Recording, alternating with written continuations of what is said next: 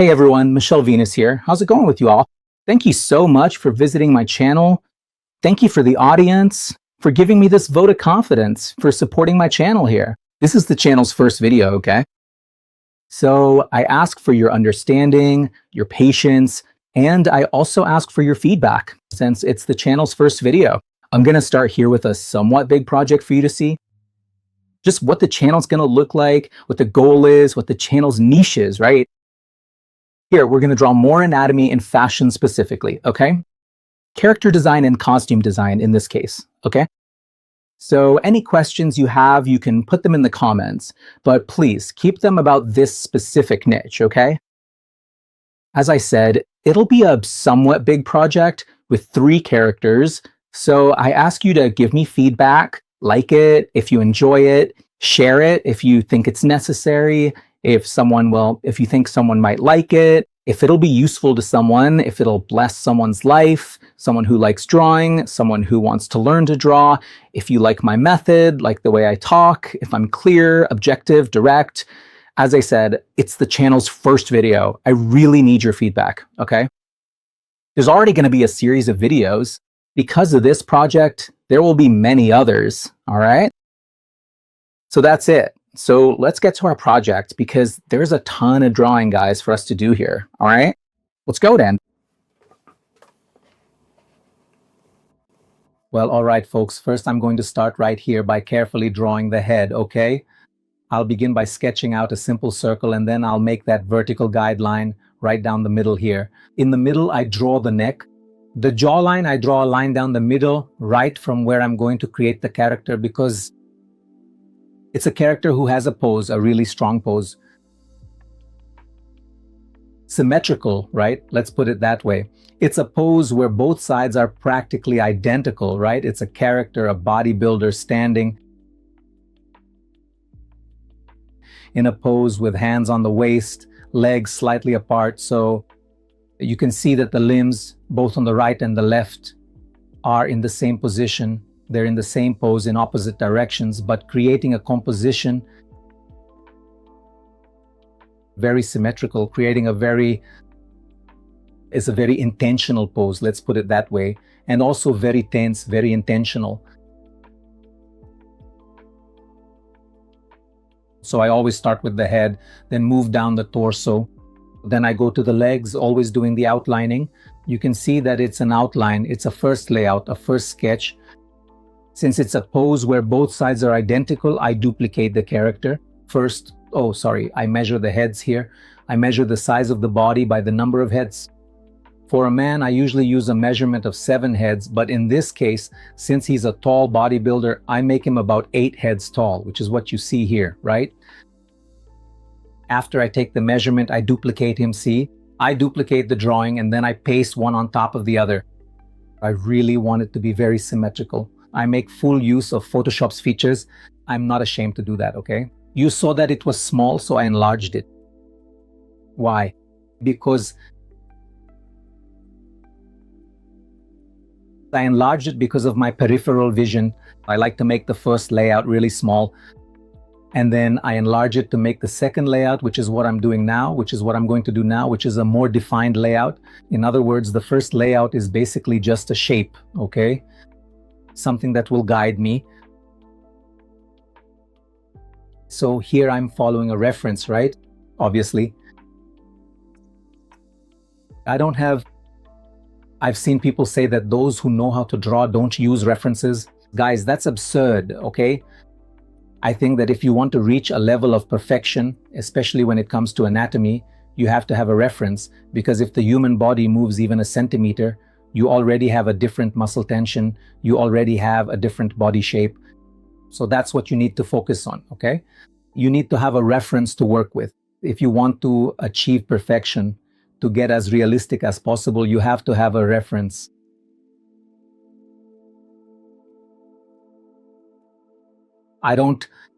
You saw that the first layout, a lot of people make those layouts that look like a robot, like a mannequin with geometric shapes, cylinders, spheres.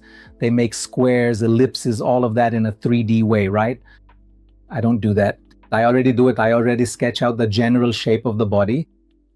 Okay?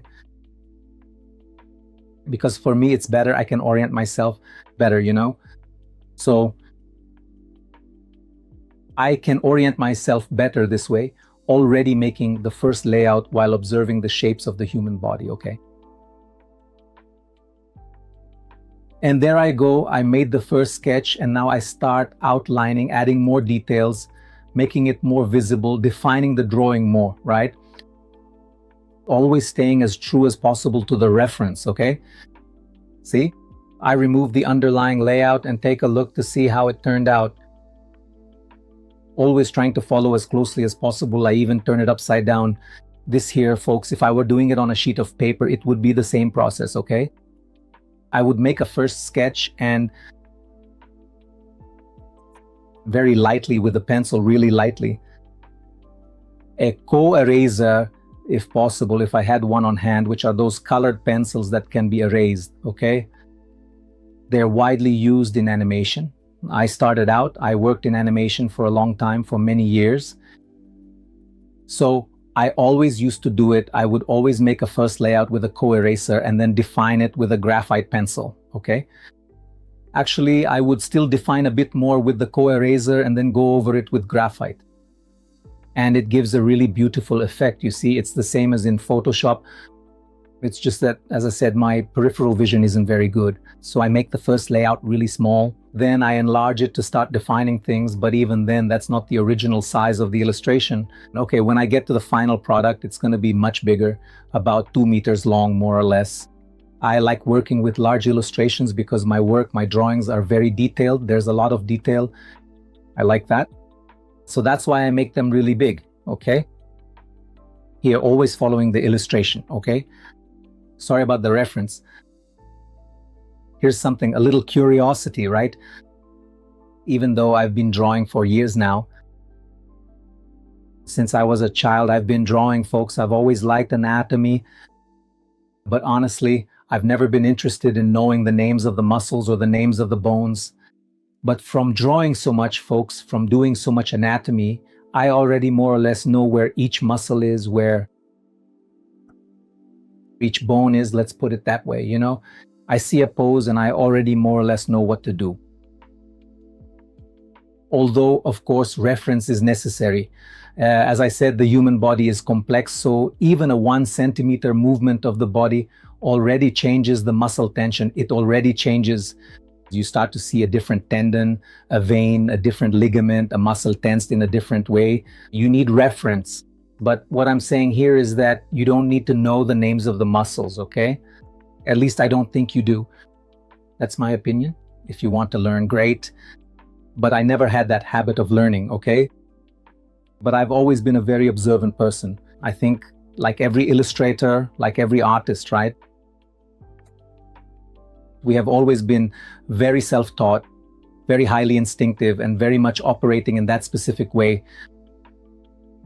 We already have a feeling for what we want, for the art we want to pursue, right? Do you understand what I'm saying? So that really makes our work a lot easier. So from drawing so much, I already have a pretty good idea of where each muscle is, what kind of, anyway. The pose of the drawing, I already more or less know where each muscle will be, and I always go about it that way, okay?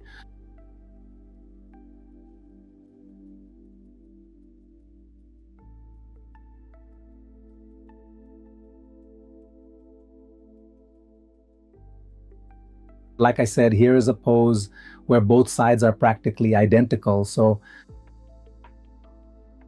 I always make a conscious effort to at least complete the outline, that is the fundamental outer silhouette, which defines the character's overall form in the exact same way as the muscle markings. Even though this is a pose with both sides being perfectly symmetrical, you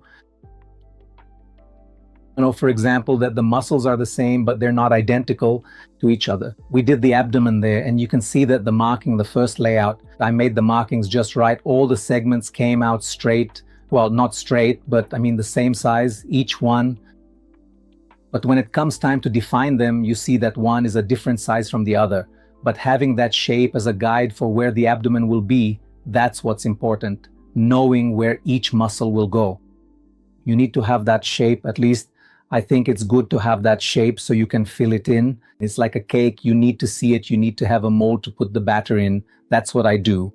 I prefer to have a well-defined mold there and pour the batter right in there.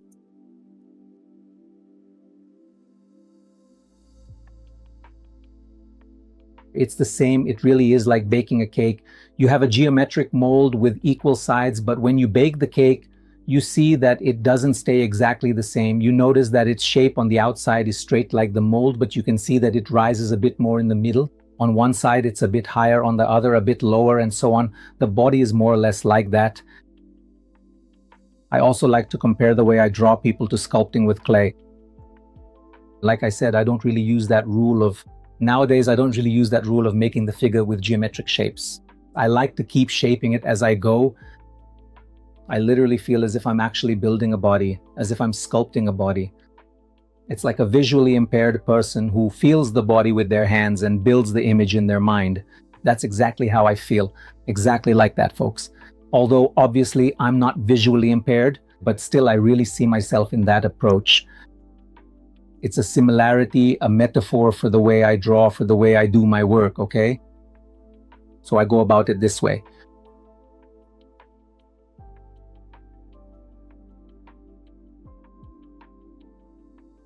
I'm always observing. When I work on one side, folks, I do one side, but I'm always keeping an eye on the other side as well. It's kind of crazy what I'm saying, but I always take that look. I duplicated the line again and to see if they're the same. I duplicate it, flip it to check if both sides match, and then I keep going, okay?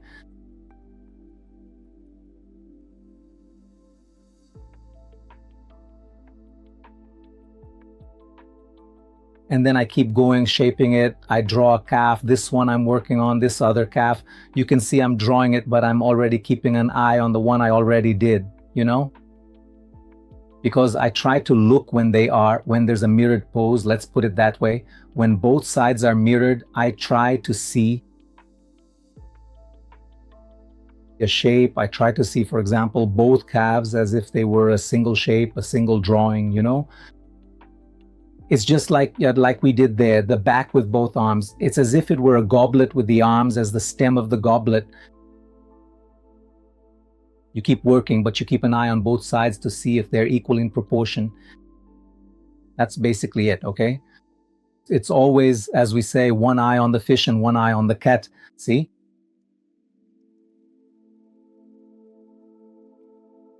I'm constantly mirroring the drawing to see if the lines are matching up. It's almost there. It's almost one on top of the other. Could I leave it the way it is? I could. But I have this quirk, folks. I have this thing about doing things when they can be, let's put it this way, symmetrical. So I make them really symmetrical, unlike a body if it were from the side in profile or 3/4 view, okay? If it were in another pose, sitting anyway, it doesn't matter, sitting in a different way, whatever.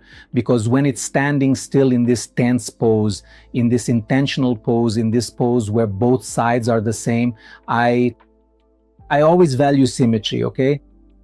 So I like to make things very symmetrical, and here I keep adjusting wherever I need to, okay? I'm always making adjustments. The fact that there is an initial layout, there is a shape, doesn't mean I have to stick to that shape. If I want to, obviously, then I start reducing. I look at the relative size between the chest, the shoulders, all the limbs. It's a whole, okay? This here is a whole, the human body is a whole. Even though I personally like to make every single piece entirely separate, keeping all the individual limbs distinct, the legs, the torso, the arms, the feet and hands, and even the head, all these various parts separate. When they finally come together in the end, they absolutely have to be perfectly harmonious. They have to match each other flawlessly, they have to fit together with precision, and they truly have to possess a sense of complete and total harmony. Among them, it's a whole, you see? You see?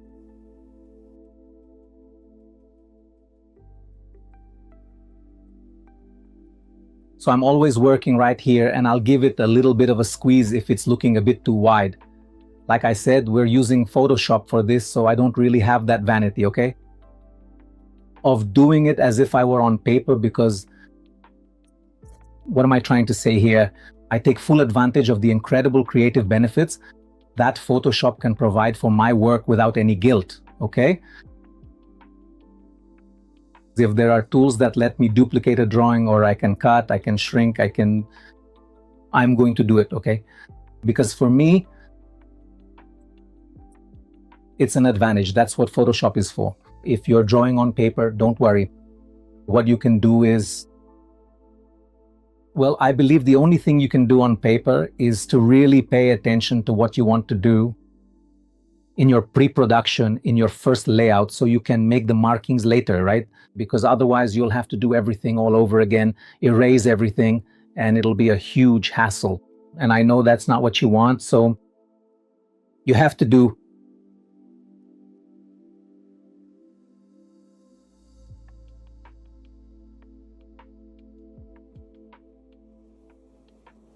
you have to pay attention to what you want. When you're working on paper, how do you say it? The work has to be more meticulous than in Photoshop, if we can put it that way. See? So that's how I do it. I work with what Photoshop can give me without any guilt, okay? I create the shape there. See what I mean? For the legs, I create the shape. I need the shape to be the same. And then what goes inside the shape, I can make a little different. It can be a bit different from one to the other. That's not a problem. That's why I duplicated the legs. That's why I duplicated the outline of the legs, okay? To do everything correctly and symmetrically. There can be a little bit, that's up to you, okay? If you like symmetrical things, if you don't, I do, okay? I like things to be perfect, if I can put it that way, all right? So I use this process. I take advantage of this benefit. I'm not afraid. So I'm always adjusting. It's a process of refining. It's a molding job. You make it, redo it, especially if you're using any digital program to draw, you can't be lazy about doing what needs to be done, okay? If we already shouldn't be lazy when working on paper, traditionally, just imagine with all the benefits that digital art can give you. So drawing is a work of patience. Art is a work of patience. If you don't have the patience to work, man, it's better not to even start anything, not with drawing, music, fashion, or anything else you do in your life. Because I believe that one of the artist's goals is to reach perfection in what they have chosen to do, okay?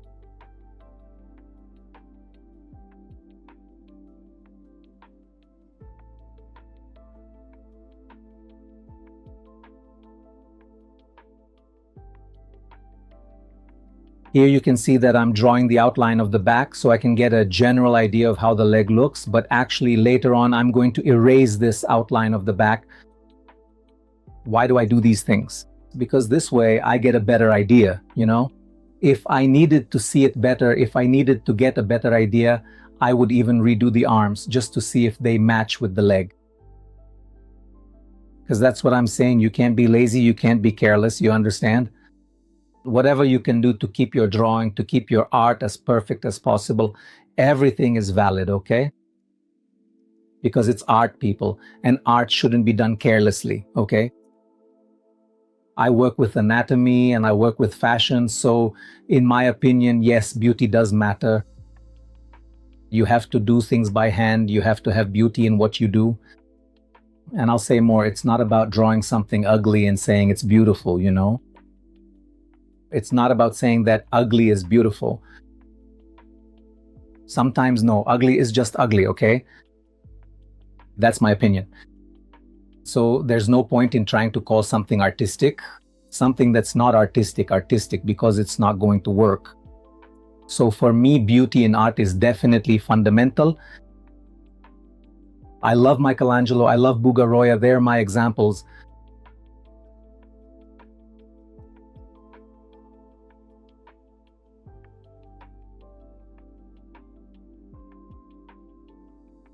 Here the hand, you'll see that I'm just starting to draw it now. It's the same thing. I don't make geometric shapes. I don't sketch. I just go straight into forming the shape. Why? Because the mold, I imagine as if I were really molding clay, okay? I really imagine it as if I were feeling my way around a person's body, sensing every part, drawing with touch, with my hands. This to me is fascinating, folks. I think it's the most beautiful thing. I've been fascinated by anatomy since I was a child. Ever since I saw it for the first time, I was 6 years old. I went to see Snow White in the theater. I'll tell that story later. I was so impressed by the anatomy in that cartoon that right then I realized all I wanted to do was draw anatomy. Since that time, since I was 6 years old, I never stopped. So I really carry that with me. And back then, as I said, I didn't have that kind of tip. Like, do these geometric shapes to get to the form you want. No, I would just go straight to it.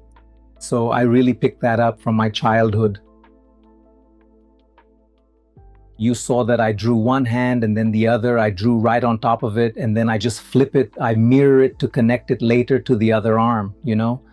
But I draw one on top of the other. Why? To make sure about the fingers, the length of the fingers, the proportions, the measurements, okay? See? I never do it. I already see the human body as it is.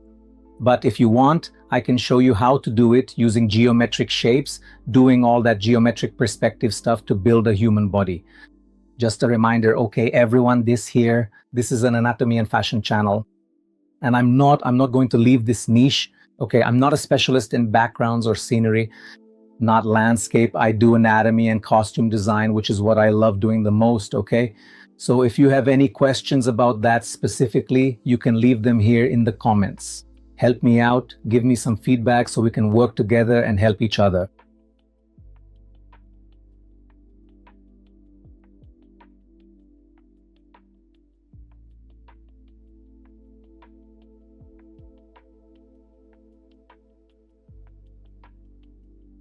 Okay, so you saw that I did and then here, see?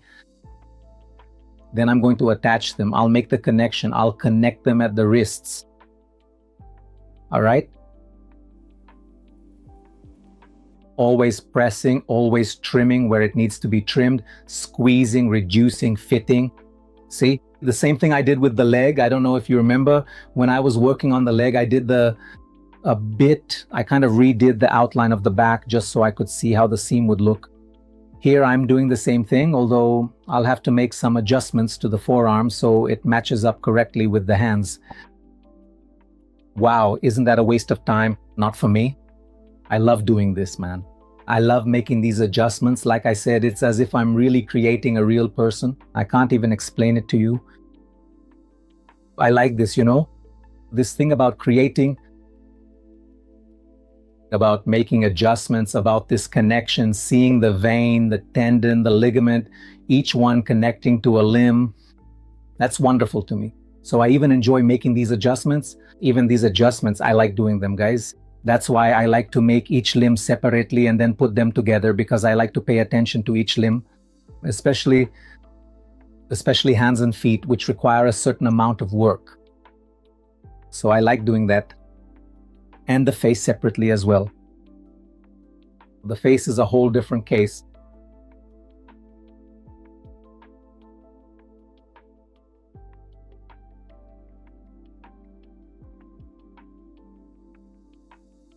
See, I keep constantly adjusting, flipping it over and turning it from one side to the other to carefully see if it is correct and if it is right. If the wrist's there, if the hands, if one is at the same height as the other. One hand, I think one of the hands is lower than the other or higher than the other. That doesn't matter. That's normal. But, you know, the composition, it has to match. It has to be perfect, right? It has to be harmonious, okay? Here I start defining the fingers, adding the knuckles, adding the bone structure. You see, a man's hand isn't like a woman's hand. A feminine hand is softer. A man's hand is rougher. It has more veins. It's squarer. It's coarser in that sense. Let's put it that way. Of course, I'm speaking in general terms here. Sometimes you'll find a woman with a rougher hand or a guy with a softer hand, but usually that's how it is. Normally, you have to pay attention to these differences between masculine and feminine to enrich your work. I remember that when I was a child, I didn't really have this sense of drawing. I didn't know I drew so many princesses that I saw in Disney movies that then when I went to draw the prince, I got all mixed up because I didn't have this sense of masculine and feminine. And I really started to notice this as I grew up in my teenage years. I began to That's when I started drawing back then bodybuilding magazines about bodybuilders. From bodybuilding, that's where I started to get a better understanding of male anatomy, because even the Disney princes from the older cartoons, you can see that they don't have such a specific anatomy that reveals masculinity or virility, What I'm saying is they're not rough or anything like that. I needed something more rugged to help me understand this difference. And that's when I started to get it. And then when I started working, when I actually got tips from animators and illustrators, that's when I really began to have a different perspective on anatomy for real, okay?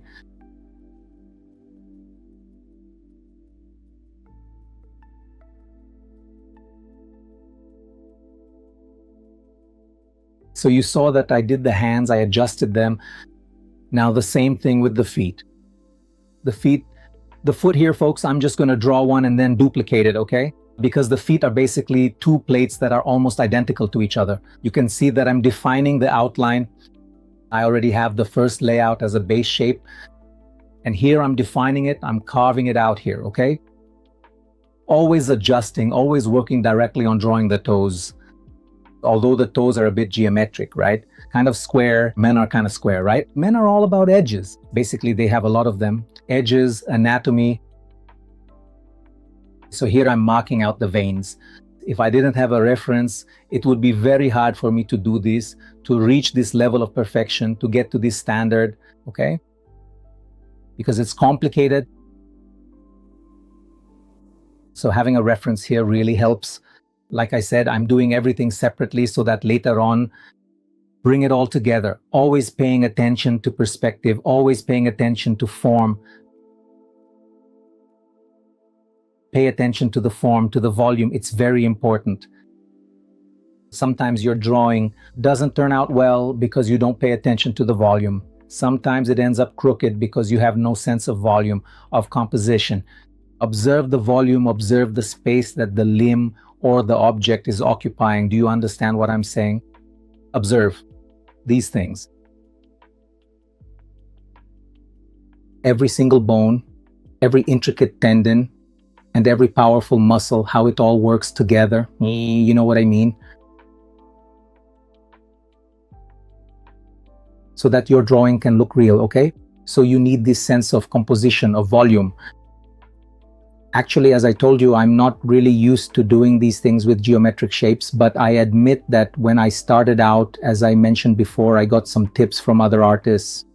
Regarding that, I started looking at some books, so geometric shapes helped me a lot to see, for example, feet and hands, like I mentioned to you.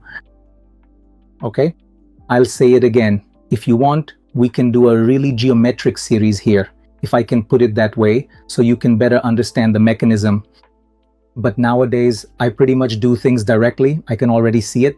I literally, folks, can see it, but I already see a structure in what I'm drawing. You understand? And then really, when I can't see it, then I might even create that geometric structure. But here, as you can see, I'm already doing everything directly because I can already see it. It's as if I'm literally seeing a leg here. And that's how you have to see it. That is exactly the way that consistent practice will transform your abilities. You will eventually start to see tangible results and real progress. I'm seeing a real body here. Okay? So, and I just keep drawing. You notice that every limb I draw, for example, I did the feet, I did the hands, I did the legs. Every limb I draw, I redo the limb to which they're connected to give myself a better view, because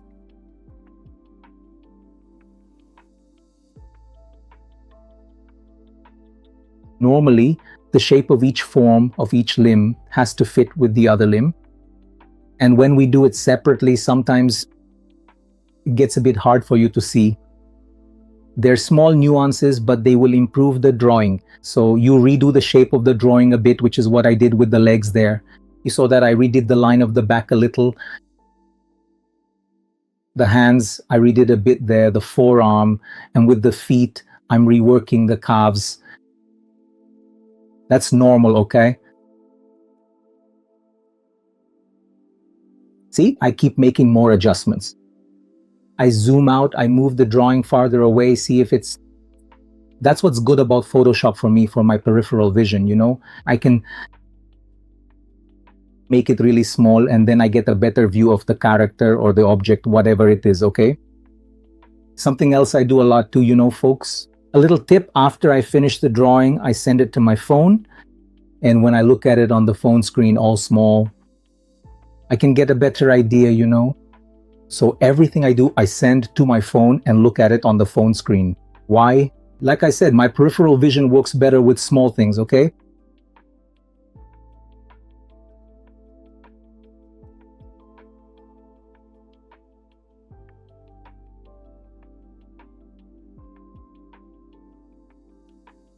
Here I'm making another adjustment to the legs. I don't know, folks, if this is another adjustment or if it's just a repeat of the other leg, okay? The other leg, okay?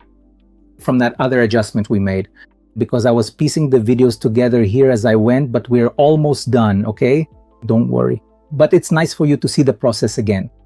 Always making the shape first, then duplicating, and then filling them in. Okay? Always doing it this way. If I had to give you some advice, I would definitely do this. I would give this one. I make each limb separately, one from the other. I make the first layout there as a shape, as a guide, and then I go on making each limb on a different layer that is on each layer in Photoshop. I open it and make one limb because it gives me more freedom later to make changes, to fix, to adjust whatever needs to be fixed, okay? I like to do it this way. It's almost practically a Frankenstein job, You go, anyone who's seen that movie will know what I'm talking about. The attention the guy gives to each limb while building the body of that monster, right? Let's put it that way. But in a way, a human being is the same thing, folks. It's the same thing. You give attention to each limb. And that's fascinating for those of us who love doing anatomy, man. Wow, I think for me, there's no explanation. It's the thing I like to draw the most. Anatomy and costume design and fashion, Because clothing sends a message about the character. You'll notice that my poses too, some are really, all the characters I create are very well posed. That's what I mean. You'll see that a lot. Why? Because I like fashion photography. I've always liked it. Because fashion photography highlights anatomy. You can see every fashion photo, it highlights the model's body. And it highlights the clothing too. And the clothing will convey the message. So that's always fascinated me, The message that the clothing conveys, the message that the pose conveys. So I like well-posed drawings. I like well-posed bodies, I think it's beautiful. This thing about photography, so I also use it. My references are very much fashion photography: Mario Testino, Steve Meisel, Annie Leibovitz, Nino Munhoz. Who else? There are so many people, David LaChapelle. So you have various photographers, various fashion photographs, several photographers you can use as references. I use them a lot. Okay? You'll notice that over time here, you'll see that my drawings have a lot of posed references, like fashion poses. Okay? You see, folks, even at the end, we make the adjustments that need to be made. And that's it, folks. I believe that we've gotten to where we wanted to be. All right?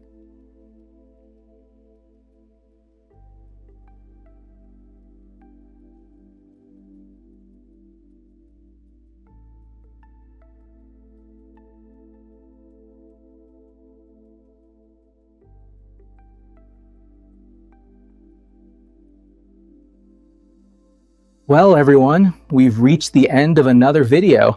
Our first video, actually. I hope you all enjoyed it.